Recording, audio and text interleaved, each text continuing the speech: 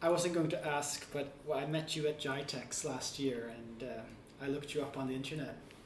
Your father is the man who legalized gold ownership in the United States. I didn't even know that. He led the campaign, and he was the warrior and the general that did it, and it was pretty impressive. And you can tell more about it. Humbled and grateful. Yeah. So it's quite a legacy to be adopted into. I was adopted at a few days old, and really it's a legacy of freedom, and that. Yeah. And going back to his dad had a car accident when he was 18 years old, and he became paraplegic.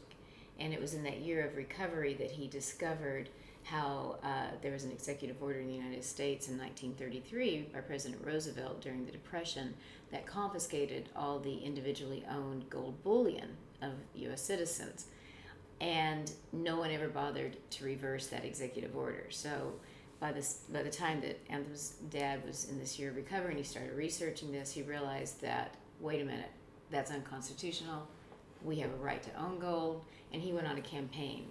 And what was amazing about James Blanchard III was that after you go through something like that, you have no fear. And so he was absolutely driven, and he was this charismatic human being that just really was able to ignite passion among the people that also agreed with him, and he got it done. I'm here with Anthem and Cynthia Blanchard, co-founders of Hera Soft, that recently completed a Series A funding round. Your company is rolling out some very interesting applications using blockchain for ransomware. Tell us more what you're up to.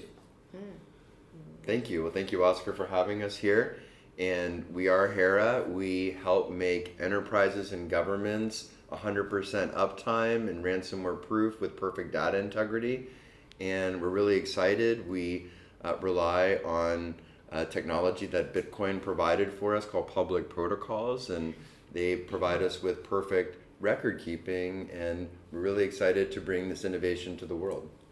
So let's go back to the beginning. How did you get started with this company? Oh, well, we founded the Genesis company Anthemvault 10 years ago, and it was, and we still have it. It still runs, and it was basically a gold and silver digital savings accounts for our clients. And that was February of 11, and we launched it December 13, 12? December 12th, right.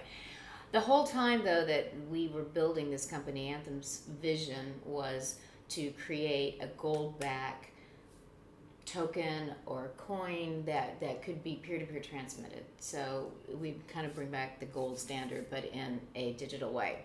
So we worked on that for years. 2014, we did a concept coin that got a lot of press with the U.S. press and international too, Reuters and Financial Insider. Yeah. That led us to build the first Hyatt coin that we were going to launch, gold-backed token. 2015 regulation kind of slowed us down. Then we rebranded, and Anthem Gold was born. And we actually created the gold-backed crypto asset token in 2017 and 18. Then we realized that we needed to prove the provenance of the gold that backed this token, because it was really important. A lot of companies were coming out with this concept and saying that they had the same thing that we had built. I'm sure a lot of them were able to do it, but we wanted to take that extra step. So we built a process of track and trace to show the provenance of the gold. And we spent tens of thousands of dollars getting spectrometers. We had to build our own vault, because Brinks, who we were vaulting with at the time, wouldn't touch anything crypto. So we built a Class 3 vault in Houston, Texas, Lloyd's of London insured, and we had all of the provenance, like spectrometers, and then we used what we built called Hercules to actually input the chain of custody of this gold. So spectrometers, that's showing that the gold is solid. Yeah. It's about a $30,000 machine, right? That, yes, it's really cool. It almost x-rays the gold to make sure there's... So how do you put that on the blockchain? I mean, how... I'll pass it along to my husband for the details. And basically what we did was we created a public protocol of our own called Hercules. And what Hercules does is it sits atop a series of other of these public protocols like Bitcoin, and basically utilizes each protocol for a specific service. And we built an inventory log that anchors into Bitcoin that's 100% uptime, ransomware proof, and perfect data integrity to the level of Bitcoin. And then a couple years later, about 2 years ago, we realized that this was actually a ransomware proof cybersecurity enterprise solution that we could resell. And that's when we went ahead and formed Hera Software Development, is the full name of the company, about 14 months ago or so. It was 2020 January. So because we accidentally created something that is so beneficial and of service to help prevent a lot of ransomware attacks because of the distributed nature of how it works. So we have realized that we can be a layer in a lot of traditional security systems that major corporations or smaller corporations have, and it just really slows a hacker down because all of a sudden it's all distributed. There's no Yeah. single point of attack. Right. Is Yes. that the philosophy? yeah, and correct. and it actually works. There's no central point of failure. Right. The application is distributed. Mm-hmm. So the way public protocol software works is that anyone who wants to start it can. You just can go and download for free, Bitcoin software or Ethereum software, and basically you can start running this on your computer effectively if you want to, if you have enough energy and power on your computer to run the software. And it's a voluntary application that everyone in the world can run, and the more that the application is run, the stronger that the network gets. It's a network effect, and this provides increased security effectively to the network. And that really is part of the power. It's the more distribution, the harder it is to have a choke point for a central point of failure. So it prevents locker attacks where all the data or application is encrypted and held ransom for a bounty. It prevents distributed denial of service attacks, which is like billions of people yelling at someone at the same time, metaphorically, and not being able to do anything. It's like a paralysis that you have. These are like very prevalent attacks. And because we're in a world of COVID, because we're in a world where most people are now working at home, remote, it's making the attack vectors even easier for bad actors. And really in the last 7-8 years, because of the value and prominence of the software keys to Bitcoin that people can buy, there are now forms of ransom that can be collected effectively that's impossible for the banking system or any party to really lock down. And so we're seeing a proliferation of bad actors going from data thieves to now ransom thieves or ransom criminals, you could say, right? So, and it's just, I think, gonna keep proliferating. We saw Acer Computers got a $50 million ransom on it publicly right now. And Dairy Foods, it was a big Chinese and Asian-based convenience store chain that got hit with $30 million ransomware a few months ago. So this is a prevalent problem, and these are just the incidences that we're hearing about, right? So probably hundreds of more easily incidences that never make the news. So Do I understand correctly that your service is actually anchored on the Bitcoin protocol? yes. How does that work? So it's similar to like what the Red Hat team did with Linux software, and they basically created this centralized database open source software, Linux, and basically created a stack. And by creating a stack of other open source central software, in the case of Red Hat, they were able to create the famous LAMP stack, so which is an acronym for Linux, Apache, MySQL, and PHP, all open source central database components, application components. And so Hercules is effectively our protocol, which is an index layer, and then we have a series of other layers underneath, similar to LAMP stack. The difference is that we always anchor into Bitcoin. We always use public protocols, which each one themselves, a protocol is a network software. We use protocols every day, on video, like VoIP, SIP, HTTP with our websites, for example, or SMTP for our email. The difference between a public protocol and a private protocol is that a private protocol has a master administrator always that has to provide permission and can also change any of the information, tamper with any of the information, edit the information, including the clock of the computer itself. A public protocol has zero master. There's zero central administrator to a public protocol. And so it eliminates the corruptibility effectively that can happen of the data. And so we use 100% public protocols, and because they're public protocols, we can plug and play components in our stack. So we can basically update dynamically our assembly line, if you will, whenever we want to for any client need, and also serving existing clients, we can plug in and out of the stack. This is something, a Mongo stack, assembly stack, a Cobalt stack, a Linux stack. None of the traditional software that we use today in enterprise is capable of this because the data layers are all corruptible. The data is all corruptible in a traditional best practice today database or software. It's the only way we've ever known. Bitcoin created this new way to have distributed data. It sits on the client side instead of in some big digital vault. And then it created a way to have all the applications basically distributed and turn into one basically, instead of just having the application again served from some central hub that then is very vulnerable to exploit.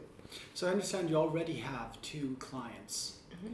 Can you tell us a little bit about them and who are your ideal clients? So generally we will. So we're announcing the press pretty soon here. I don't want to jump it too much, right. but one is a very large sovereign government assayer, which is a mint basically. And it's a very old company that we're working with. And what we're doing is we're licensing our suite of gold software that we built for our own gold company, since we started as a gold company 10 years ago, and effectively licensing the suite to them, including a way for people to buy and sell gold and silver with effectively the indirect backing of this sovereign basically sitting there that owns the majority of this company that we're working with. And then also we're going to be launching a gold token for them. The platform should be launching here April 1st. So literally we're right into March right now. Why did you say April 1st? That could be misconstrued. Right. So yeah, April Fools, right? That's true. Oh gosh. That's funny. Is Technically April Fool's the an end international thing? I guess it is. That's funny. Okay. So there's that Forget product, that part. and then there's another client of ours that we have also been building for, and this is an exciting one. So it's in the region here in the Middle East, and it's the world's first incorruptible mall sweepstakes registry. What we do is we save all of the shoppers who qualify for this mall sweepstakes, where they can win a fancy car or they can win a pile of cash or a trip.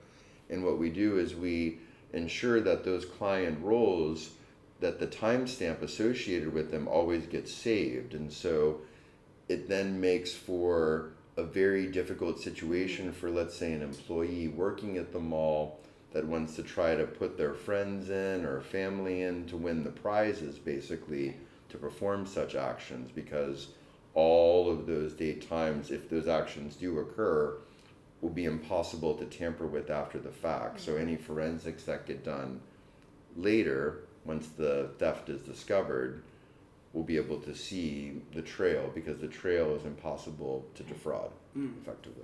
So if I'm the client, whether I'm the small or a country government, and I buy your software, what is the business model? Do I buy it one time and then I own it and no one else, you're not running it? Or is it a service where it's recurring? That's a very good question. It's just effectively we license our software, and we usually will do a upfront 50% and a milestone, or maybe a series of milestones if it's a bigger build, and then a final payment on delivery, and then a maintenance residual effectively. And what we're able to do by licensing the software is lower the cost by exponential amounts of the actual cost to build the software, and be able to make the software a lot more accessible to a lot more parties. And ultimately we want to maximize our recurring revenue. That's really the heart heartbeat of our company and Hera. We want to make sure we have that sustainable revenue. So I'm sorry to ask this, but then wouldn't you hold the government ransom to get access to their data if they stop paying or go bankrupt? That's a great question. That is a So great question. the neat thing about Hercules is that the references always hold, irrespective of Hera's positioning or not. So in other words, even if the client disengaged Hera, then all of the references that still the software was implementing, all that record keeping is still there. So Hera can't hold a client ransom because Hera builds on public protocols that are universally accessible. So now we will do a build for clients to own as well if they want, you know, and then apply a maintenance. It's just a lot more expensive because if we're going to give someone the code base outright, we're going to have to charge them for that. Basically, all of the capital expenditures that we've gone into building the software. So far it's been licensing deals, but we're open. I mean, we build software, you know, in terms of the client's needs, we're open. So I'm very curious about you're based out of Bartlesville, Oklahoma. I don't connect that with neither blockchain it's not or a tech cybersecurity center of the world, but It's it an energy center. was the headquarters of Phillips Petroleum Company. Since they merged with Conoco, now the headquarters is in Houston, but there's still a big presence of this huge oil company in that small little town north of Tulsa, Oklahoma. However, we've only been there full-time a year. I grew up there, and we have an admin office there and relatives, but we were in Santa Monica. We had a home in Santa Monica, and it was, we also had a home in Texas, but we were in Santa Monica when lockdown happened for COVID, and after 2 months, we thought, well, it was my parents' anniversary. We had some business in Oklahoma. We didn't know if we could get out of the state because it was very much locked down, but we got in the car, got our pups, we took off. And we ended up in Oklahoma, and we were going to stay 2 weeks, but LA County locked down for 3 more months, and then riots happened in Santa Monica, and we were like, you know what? We're going to stay here.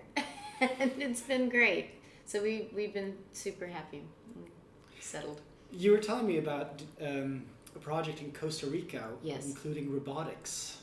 yes, I find that very interesting how this can be used for IoT and securing that. it's a trust layer. I mean, if we think of the word AI, it's artificial intelligence, which is fake, it's artificial, right? So really it's appropriate because right now all we have the ability is artificial intelligence with our robotics. We can't have real intelligence because the robots are as good as the software that the robots are given, and the software the robots are given today is all corruptible.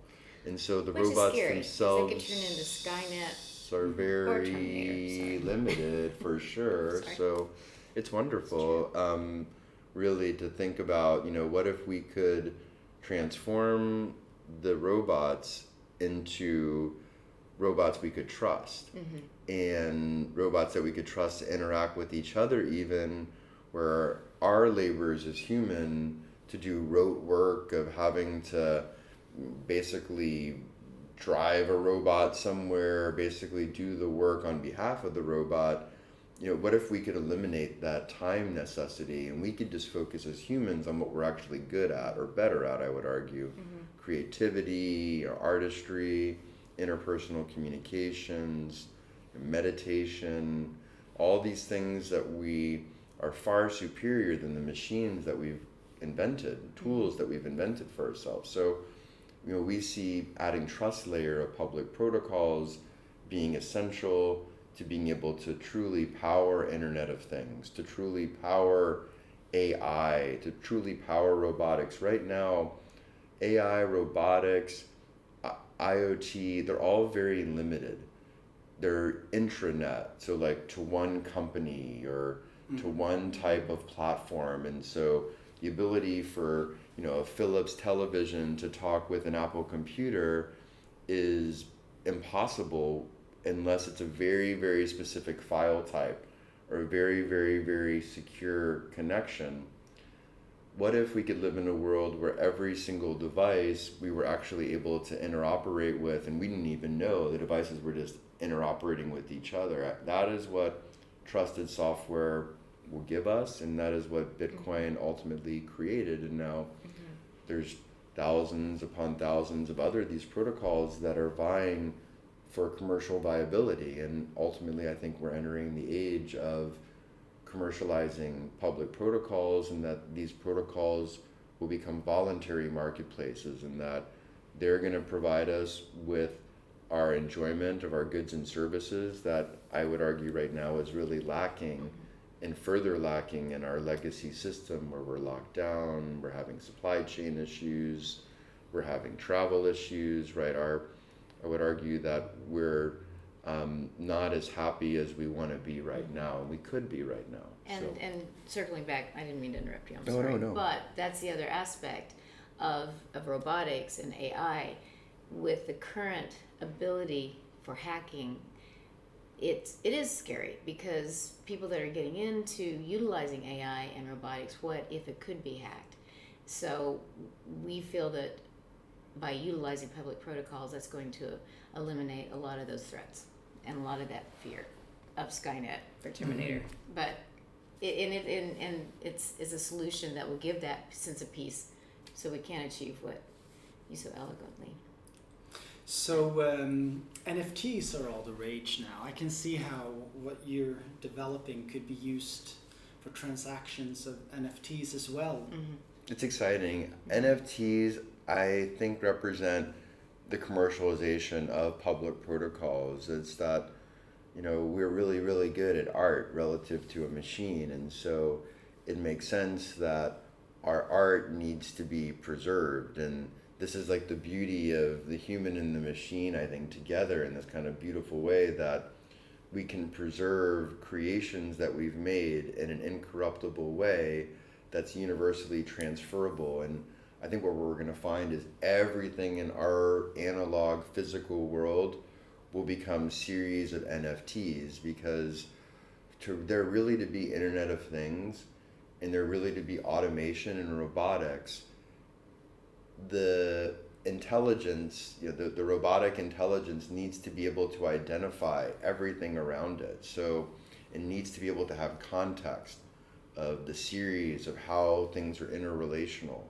And this is where you have this perfect kind of chain of integrity that can be provided with any kind of digital asset, that is on a public protocol. And the neat thing about NFTs specifically is that not only are they unique, but they're also unique in their own function. So they're non-fungible effectively. So you can't basically replace one for another. Like, for example, a Bitcoin or 100 million keys to the Bitcoin network, which is really what one Bitcoin is really fungible for another Bitcoin, because it gives you the same utility. Whereas an NFT is unique. So, each NFT is something in and onto itself, with a provenance of a date, timestamp, and a history associated with it, and its transfer of ownership and any other associated actions. It's very fascinating. Are you working on such a solution for NFTs as well? Hercules is built on a protocol of Ethereum called 1155. There are different versions of these protocols that we can use, and so 1155 enables a series of NFTs to be unlimited. And so this can work really well in business effectively, because you can take a series of actions and basically continue to update those actions in the vehicle package, if you will, of the NFT. And so it acts like a living digital registry of all the actions that have ever happened in it. And so we're utilizing this more in the context of like licensing music rights, for example, taking pieces of art that people have and monetizing it digitally, gamifying NFTs. So, animal registries, all sorts of different applications that, we're utilizing this NFT, technology, or really application or ability that public protocols provide in a commercial way. That's really our thematic. We're commercializing public protocol, commercializing Bitcoin. And are you still having a connection to the gold coins that you started out with? It's a legacy, It's kind of like General Electric and light bulbs, or Amazon and books, right? Yeah. So It's a very low margin business, maybe 1 or 2% typically, and it's a total available market cap of about $100 million roughly. So if you look at companies like A-Mark in the US or Gold Money in Canada, they give us comps of about 100 million.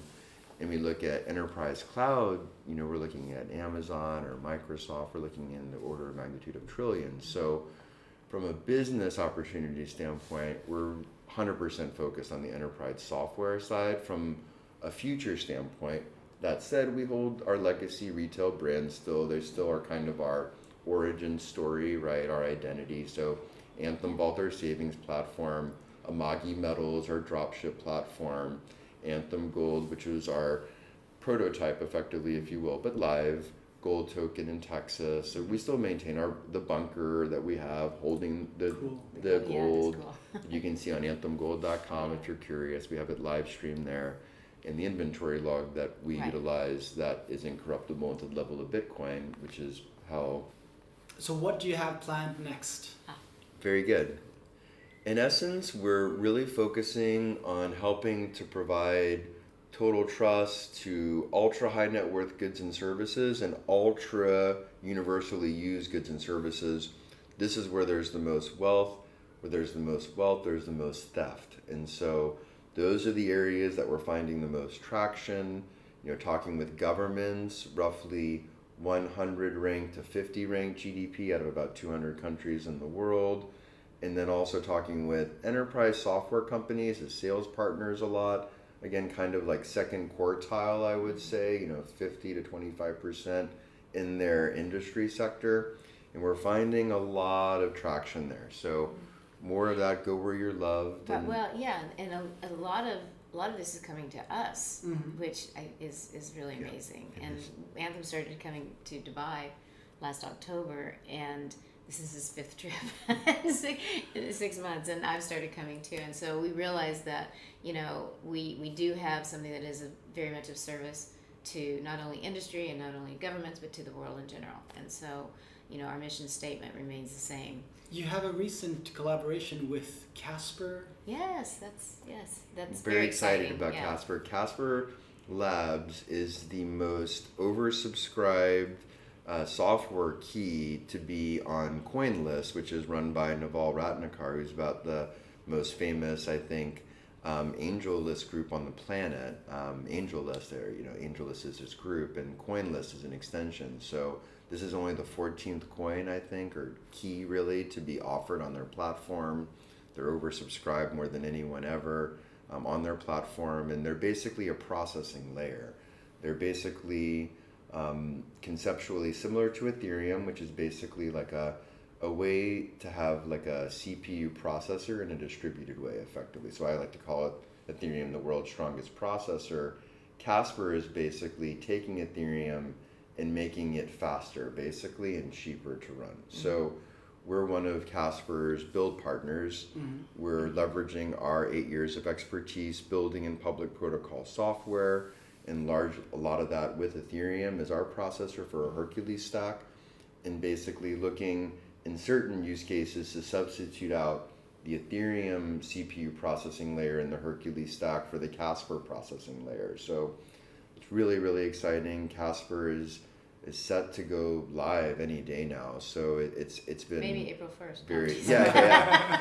So it's super exciting. We're really honored to be associated with their team. It's a really big project in the public protocol space. So we're very honored and grateful that they chose us to be one of their build partners. Congratulations, and thank you for joining us today. Humbled and grateful. Thank you, Oscar. Very honored. Appreciate you. Thank you.